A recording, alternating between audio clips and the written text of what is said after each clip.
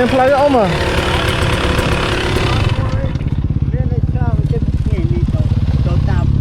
តាមភ្លឺនោះអ៊ំជិះតាមស្រែគេបានទេអ៊ំ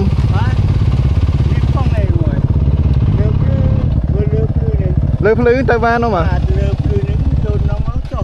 អូខេបាទអ៊ំអរគុណច្រើនអ៊ំអរគុណច្រើននេះជាការចេញ trip នៅ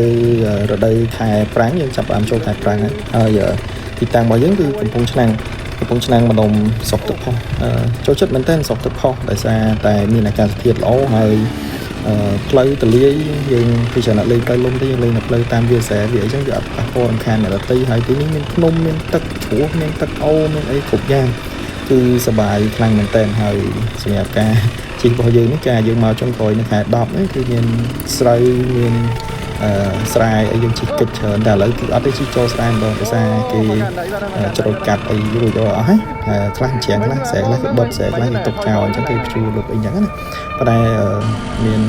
បរិយាកាសល្អមែនទែនខែនេះអត់ក្តៅហើយក៏អត់ត្រជាក់ល្មមមកហើយការជិះរបស់ពួកយើងនេះគឺដូចឃើញពីដំបូងនេះគឺដួលអីស្មមអីដែរតែអត់អីទេដោយសារយើងមានសម្ភារៈមានអីការពារអញ្ចឹងអត់អីអញ្ចឹងបងប្អូនអាចទស្សនាវីដេអូជិះលេងរបស់យើងបានព្រោះយើងមិនជាអ្នកប្រយុទ្ធអីខ្លាំងទេប៉ុន្តែមកធ្វើសប្បាយចឹងយ៉ាងណាអូនដឹងទាំងអ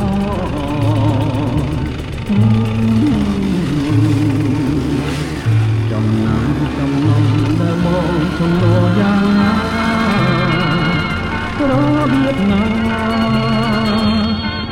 បៀបណាអូនដឹងទាំងអ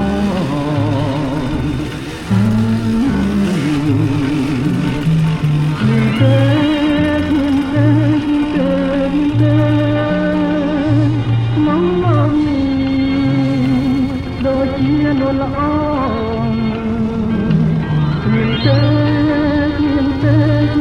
មានទេនំលោកនេះ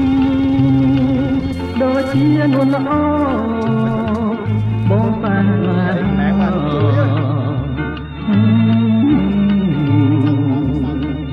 រនតែ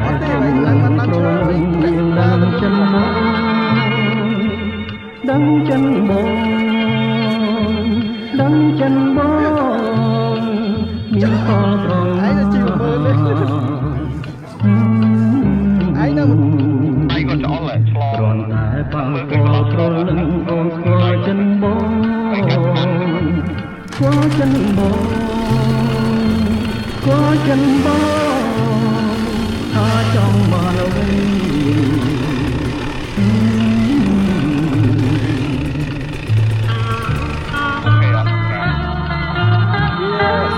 សាច់នេះត្រូវហ៎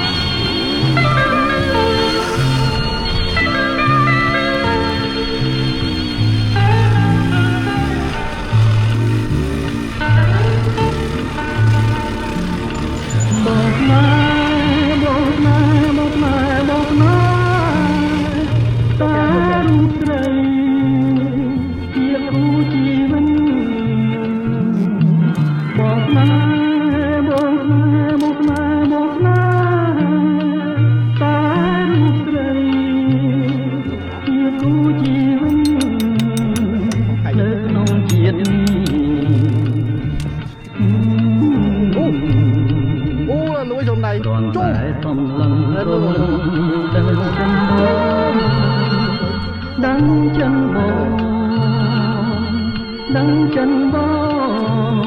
អូលូសំដៃអូបបែអត់មានសំដៃចប់បាត់សាច់ចប់គ្រាន់តែបងពលព្រលឹងអូនស្គាល់ចិនបង